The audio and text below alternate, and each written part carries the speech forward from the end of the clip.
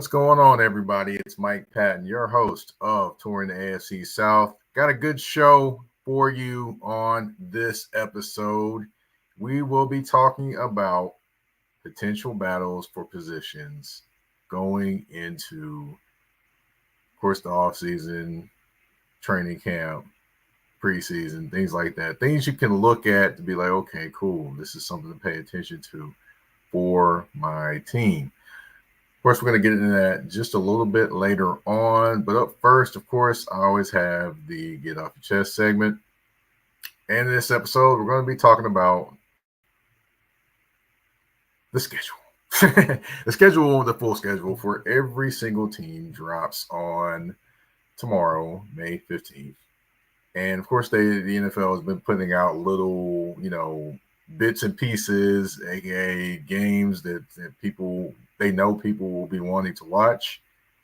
For example, Kansas City hosting Baltimore Thursday night, open the season.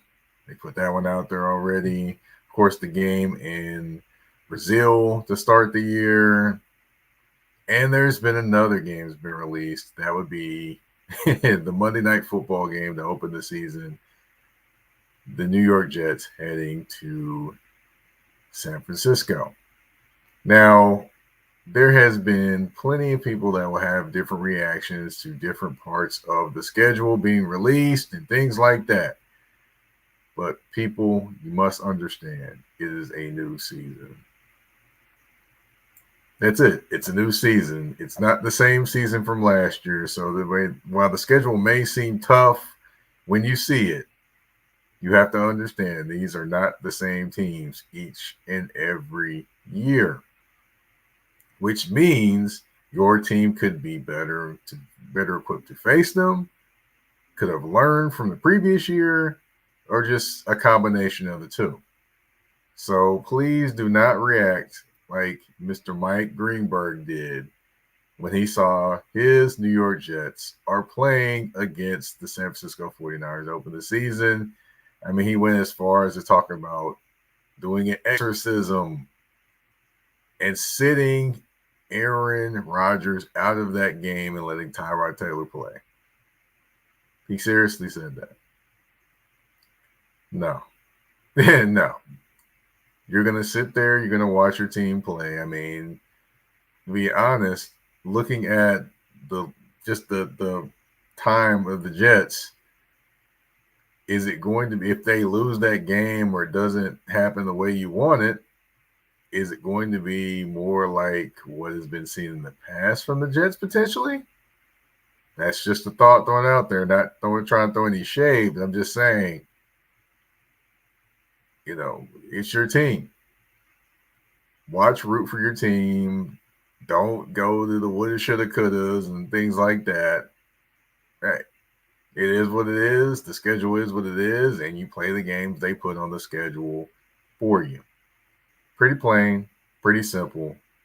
It is what it is. So please, Mike Greenberg, stop it. Just stop it. It definitely. I thought they were going to have to bring some people in to calm you down for this, for Get Up this morning because of the way I saw you slam the helmet down on the table, exorcism, talking about Aaron Rodgers not playing in the game because of what happened last year. Just stop it. Also, you got to remember you added more linemen this year to the team, so maybe we'll have better protection. So there's just a thought. But that's the Get Off Your Chest segment for this episode of Touring the AFC South. I'm saying touring the episode. Touring the AFC South. And like I mentioned before I went into that, we're going to be talking about position battles that could potentially be on the horizon for each team in the AFC South. But first, I have to say, I have to have a comment in the Touring the AFC South inbox from Camille Davis. She said, "What up?" Well, what up to you too, Camille? I'm definitely, going to be keeping an eye on the team that you support, which is the Green Bay Packers, as they do play the AFC South this season. So that'll be something to watch as well. Who knows? You can come on the show sometime. We never know. All right. Now, getting into these matchups. Now, I did pick a couple things from each team to keep an eye on, a couple position battles to keep an eye on. So, bear with me here as I kind of go through all different teams. We're going to start off with the Jacksonville Jaguars. Now, one position that I've been probably pretty critical about with them has been the cornerback position. I definitely I put it on record. I thought they should have drafted cornerback earlier in the draft. I know they drafted a wide receiver first round. I agree with that pick, but I think the second round they should have went with a cornerback. I do like the pick of Mason. I believe this is his name. But anyway, excuse me for forgetting a name there. But they went with the defensive lineman in the second pick. I'm sorry, second round pick. I honestly thought they should have went corner, which leads me to where I'm going to go for their first position battle. That would be the corner opposite Tyson Campbell. Now, Tyson Campbell is going into a pretty pivotal year. Now, everyone talks about, Trevor Lawrence and, his contract, things like that. Tyson Campbell, a cornerback from the Jacksonville Jaguars, is going into a very crucial year as well. He is a guy that can potentially be the guy for them at corner, meaning the stud corner that they need. Or he could be a guy that kind of disappears as well. We'll see. We're going to get into that maybe another time, but that's not what this show is about today. But opposite of him, there's a lot of questions. I mean, right now, if you were to start the season, it'd be Ronald Darby starting at corner, opposite of Tyson Campbell. Now, for those that aren't aware, he's been on 6 teams in 10 years. Not to say that he's a bad corner, but, there's a reason he's moved around to that many teams in 10 years. Just saying. So that is the first option that they have. The second option, of course, is Jaron Jones. They drafted him from Florida State. Now, here's my question there. If you look at his tape, it's primarily slot. Now, I know at Florida State he played outside something. I know that, so I don't need anyone to tell me. I understand that. However, most of his tape and most of where he played was the slot, the tape that a lot of people have seen. So I'm wondering how that transitions to be an outside corner. Now, I'm not saying he doesn't have the ability to play outside at all. I'm not saying that at all. What I am saying is he hasn't primarily done so over a length of time. So that's where I have questions there. He's going to be battling for that position, obviously, because they drafted him in the 3rd round. He was the first corner they drafted, and there's a need at that position. But, we'll see what happens in terms of him actually adapting and changing and doing his thing, maybe to be the starter at that position if Ronald Darby does not pan out or if he beats out Ronald Darby. But however, there is another player that's going to be in this competition, in my opinion. That would be DeAndre Prince, the defensive back from Ole Miss. He was a 5th round draft pick, and he has played primarily outside for his entire career. One thing I noticed about him, he does have the ability and the skills and the confidence to play outside and be an outside corner in the NFL. One thing I do kind of wonder about, though, is he does trust his ability. He does guess just a little bit too much at times. Now, that could be something that could harm him, potentially at the NFL level, of course. We'll see what happens. But, that's something to kind of pay attention to as well when it comes to him. But I do think he'll have an opportunity to be that starting cornerback opposite of Tyson Campbell as well. Just a comment in the Torn AFC South inbox from the Not Bland show said there were plenty of solid cornerbacks in the 2nd round. I agree. There definitely were a lot of solid cornerbacks in the 2nd round. Honestly, they could have drafted Cooper DeJean. Now, I know people say he's going to be a safety and they're going to move him to safety and things like that. But if you watch his college tape, he's a pretty doggone solid corner. So that's just me. That's just my thoughts. But hey, people are going to do what they're going to do. They're going to do, and it is what it is. And the other position, I would say, moving on for the Jacksonville Jaguars is wide receiver. Now, before you say what they just brought in Gabriel Davis, you know, hold on. If you think about what they wanted to do before the draft of free agency, I should say, they wanted to bring back Calvin Ridley and have Gabriel Davis and have Christian Kirk. It just didn't pan out that way now that Ridley's in Tennessee and Gabriel Davis came there. But of course, it's just him and Kirk at this point in terms of the veteran guys that have been there. So basically, what they have now is Christian Kirk is their number one wide receiver. And then you have Gabriel Davis they brought in. Now, I will say Gabriel Davis is an explosive wide receiver, and there's no doubt about that. However, there is questions about his consistency. Let me kind of give you a rundown. Week 1 against New York Jets, 2 receptions, 32 yards. Week 2 against Las Vegas, 6 receptions, 92 yards, touchdown. Week 3 against the Commanders, 1 reception, 35 yards. Did have a touchdown there, though. Week 4, 3 receptions, 61 yards, 1 touchdown. Okay, here's where we go. Jaguars, he had 6 receptions, 100 yards, and a touchdown. So pretty solid. Okay. Then, week 6, 3 receptions, 21 yards. That's against the Giants. And week 7 against the Patriots, 1 reception for 6 yards. He is a guy that can disappear at times. And in regards to that, that is something that, you have to kind of pay attention to and keep an eye on when it comes to the wide receiver position. So that'll be something to watch when it comes to that position. Of course, you do have Brian Thomas there as well. Brian Thomas is, of course, a rookie. He's very skilled, very tall, very shifty. However, he is a guy that does need a little bit of work on the route tree and things like that. I mean, they brought Gabriel Davis in to more be the slot guy.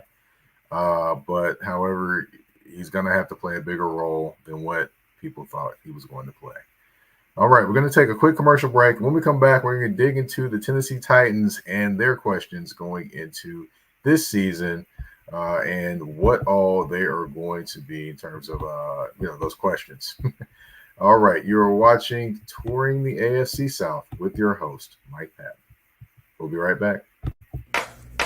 EBO Beard Butter and EBO Beard Wash are 2 of the best beard grooming products for men worldwide.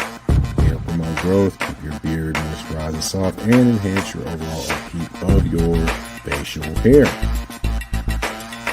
And with the new promo code MPAFC10, you can get 10% off on these products. Just go to www.etsy.com/shop/EBO Beard Butter. Again, that's www.etsy.com/shop/EBO Beard Butter. And again, the promo code MPAFC10. Again, MPAFC10, where you can get 10% off any products except for beard boxes. So treat your beard better today by going to get these the EBO Beard Butter and EBO Beard Wash.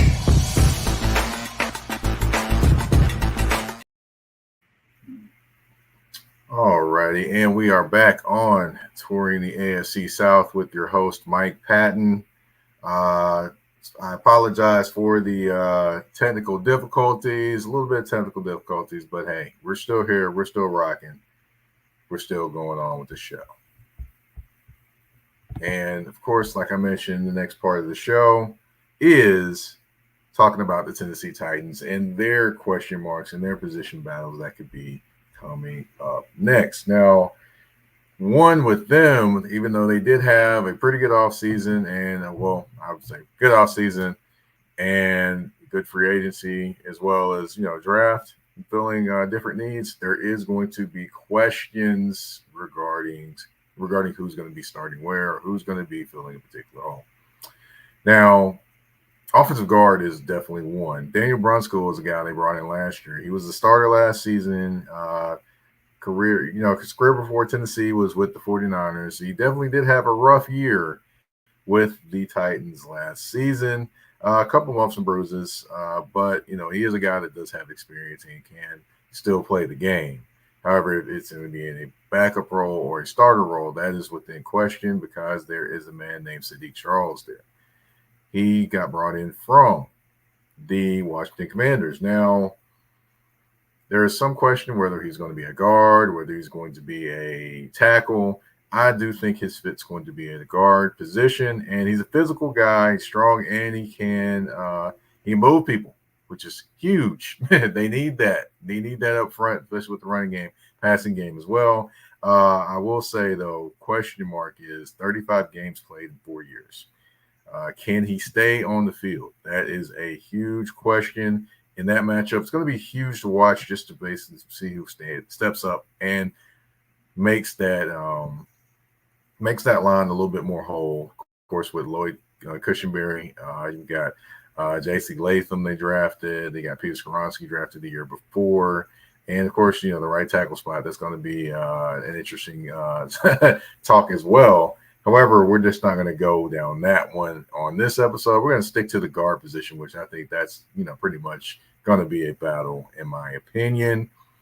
So it'll be interesting just to see how that develops, who takes what snaps, and just to basically, what happens there. Now, I will say with Brunskill, if Brunskill does not become the starter, he becomes a guy that can play, your guard spots on both sides. God forbid if there's any injury that happens to Peter Skoronski or to Sadiq Charles if he ends up being the starter. You do have Brunskill that can step in there and play both positions. Gives you a little bit more depth up in that area in terms of the interior of your offensive line. Now, flipping over to the defensive side, inside linebacker spot is going to be one that is going to be looked at and kind of, scrutinized because you have a returning guy, Jake Gibbons. Of course, he did play inside linebacker last year. Didn't quite play it as much as the season went on, of course, because of different players being in there, among other things. But one of those other things is he kind of is not the greatest when it comes to coverage. I mean, he thinks the game, but I'm not sure the athletic ability that he has keeps up with the different things that are required, I should say, from the inside linebacker position for the Tennessee Titans.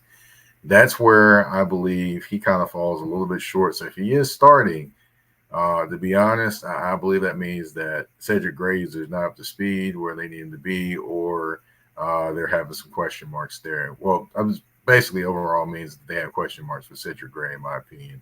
Now, as far as Cedric Gray, he is the 4th-round draft pick out of North Carolina. They brought him in to be the basically he is a guy that actually led the defense in at North Carolina. Was a 2-time All-ACC guy.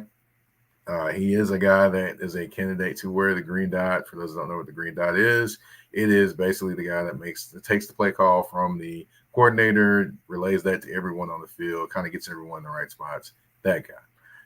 Now, eventually, do I think he's going to be that guy for the Tennessee Titans? Yes, he definitely could be that guy as well. But first things first is get in there, learn the scheme, things like that. If he's able to do that and pick it up pretty quickly, I think Cedric Gray starts. If not, I think Jack Gibbons kind of maybe is in there, and then until Cedric Gray is ready. In my opinion, I do think Cedric Gray starts, but that's just me and my thoughts on that one as well. So we're going to move on to the next team, which is the Indianapolis Colts. So now the Indianapolis Colts, they have, they brought back a lot of pieces. They didn't, splurge in the free agent market. They basically splurged on their own players. However, there were a few things that they did open up in terms of position battles, and they did upgrade in terms of the talent at positions. One of those is wide receiver. Bringing in A.D. Mitchell from Texas, the rookie, 2nd-round draft pick out of Texas again. He is a guy that is explosive. He can line up in the slot, line up outside. He can do a lot of different things. Has a good catch radius as well. And speed. So he is someone that could be a nice package for your quarterback, Anthony Richardson, to continue to allow him to grow and mature as a starter in the NFL. So he's a guy that could potentially be taking some snaps away from the next guy I'm going to mention. That would be Alec Pierce. Now, Alec Pierce in his third year, he has had 2 seasons basically of 500 yards, or over 500 yards. He was 514 in year 1, 593 in year 2. He's had injuries. He's had some inconsistencies as well. Honestly, I do think if he comes out with the sort of inconsistencies and things like that, he may be a guy that ends up starting or for a start of the season maybe, and then as the season goes on, he probably ends up being supplanted by AD Mitchell. I do believe that much in AD Mitchell's ability. I believe he is a guy that can be explosive. You add him to one side opposite of Michael Pittman Jr. You put in the slot Joshua Downs from last year, the receiver they were drafted in the 3rd round last year. You have a pretty dynamic wide receiver core at that point, and a young wide receiver core at that, pretty much. So to me, I think eventually he could supplant Alec Pierce. I mean, Alec Pierce does have talent, has straight line speed, can do some things. However, he has not been the guy that I don't believe he's been the guy they thought he was going to be. So that'll just be interesting to watch there. And last but certainly not least, with the Colts, they do have the right cornerback position. That one is going to be looked at. Now, Kenny Moore, now Juju Brents is going to be probably their corner on the opposite side. But the right cornerback position, if you look at their depth chart on ESPN.com, they have Kenny Moore listed as the starter right there. That's a misnomer because Kenny Moore, as we all know, is an incredible slot cornerback. He's not necessarily a guy that lines up outside a lot, if any. So that position will be that they will be looking at. Of course, you have Dallas Flowers, a guy that was there last year. Did his thing, hey, he did what he had to do. Did what he could do, I should say, not what he had to do. But not necessarily a guy you'd be like, okay, that's my guy, that's my starter. He is who he is. But of course, you have Jalen Simpson. He's a guy that he could jump in there and do some things as well. So that's a guy that could make some things happen. We'll see what happens there. But, to me, there is still a gaping hole at that position for the Indianapolis Colts. Will they fill it with someone else? We'll find out. We don't know that at this point. We don't know exactly what's going to happen at this point. But, hey, they'll do what they do. And if they fill the position with Dallas Flowers or Jalen Simpson, that's fine. They could also still out there veteran cornerback. So, I'm not going to mention a particular name because he might not show up and be there. But, we'll see what happens when it comes to that team and that position when it comes to the Colts. I just thought they would draft someone that would actually step into that position, perhaps, being that, all the different weapons that are in the AFC South, with basically the Texans having Diggs and Nico Collins and Tank Dell, with the Titans having Ridley and DeAndre Hopkins and now Tyler Boyd, and with the Jacksonville Jaguars having Gabriel Davis, Brian Thomas Jr., and now Brian Thomas Jr. and Christian Kirk and Gabriel Davis. So, with those different teams with different weapons, I would have thought they would have added more at the cornerback position. However, they just felt they were comfortable with what they had.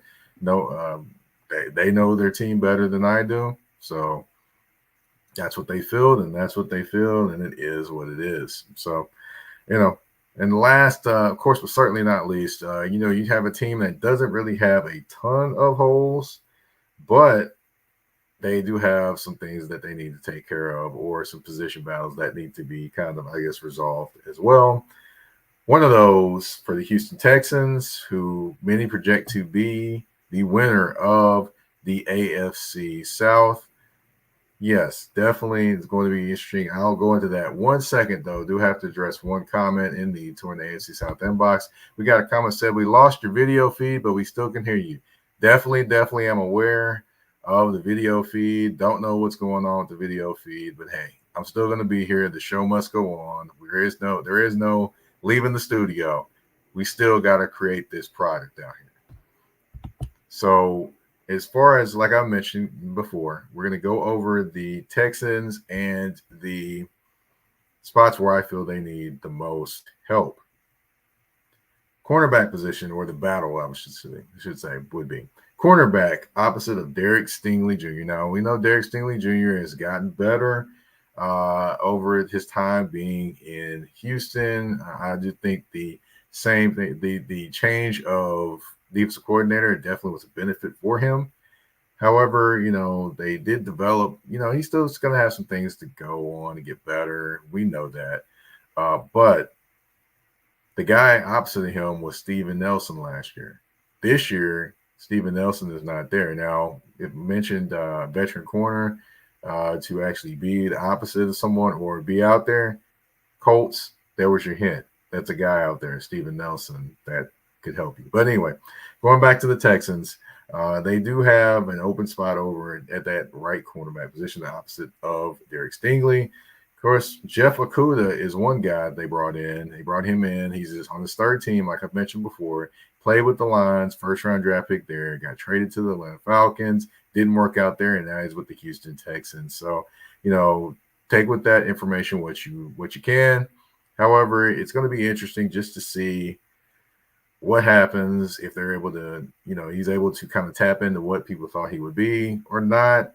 We'll see what happens. Now, another guy that signed there's a former first-round draft pick, C.J. Henderson. Now, he was first-round draft pick for the Jaguars, then he got traded to the Panthers. Now he's playing with the Texans. Of course, these two were in the same draft as well, so makes it even more interesting.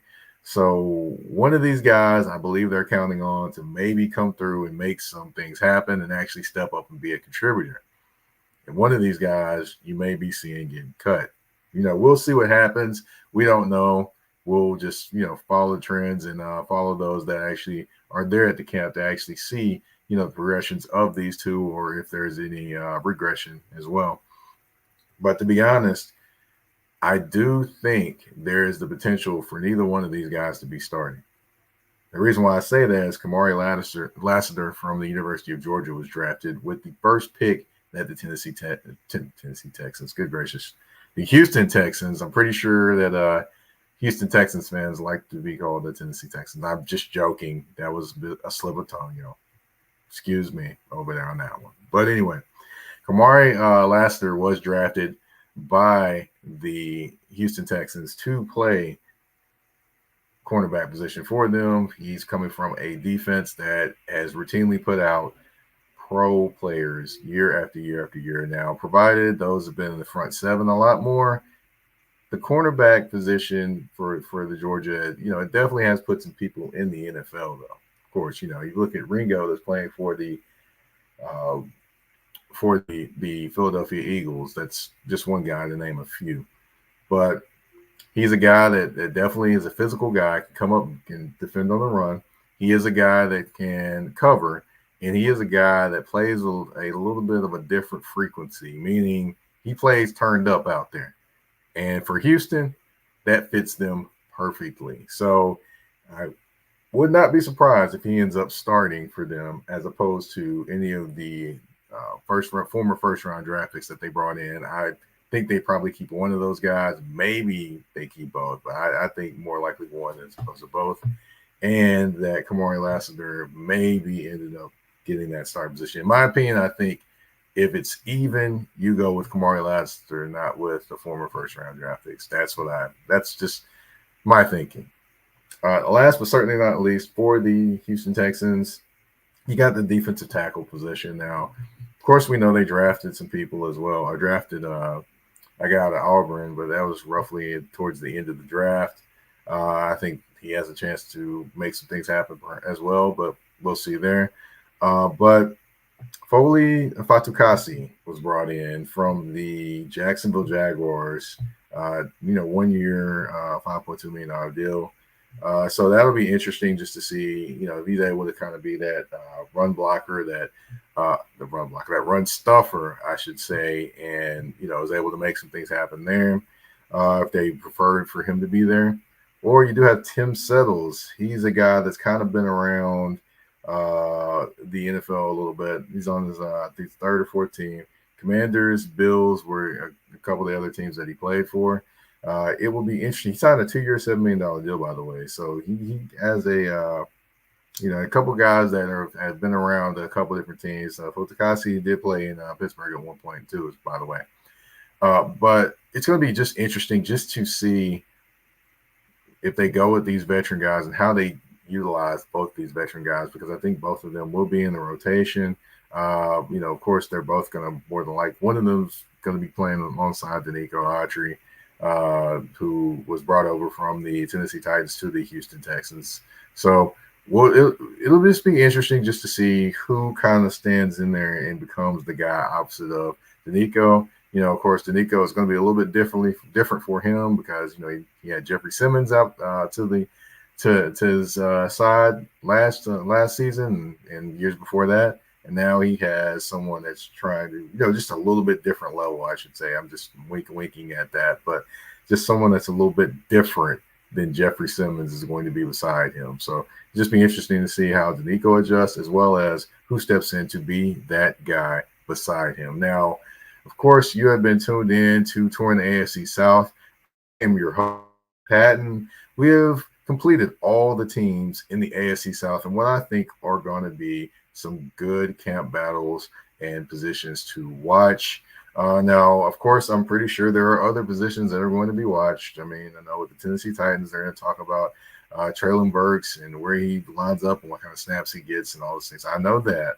I know Houston, they're going to watch what happens with Stephon Diggs and where he lines up and all those things too. I know those position battles are out there, but to me, these are the more critical ones that I think need to be looked at for all of these different teams. Of course, you can find me, your host, Mike Patton, on the artist formerly known as Twitter. That'd be at Mike Patton 82. That's MikePatton 82 on the artist formerly known as Twitter. You can find me on Instagram and Threads at that's THA, not THE, _ general _ MP. You can also find Touring the AFC South on YouTube, as well as you can find it on all listening platforms. So that would be Spotify, Apple Podcasts, Google Podcasts, iHeartRadio, Amazon Music, you name it, we are there.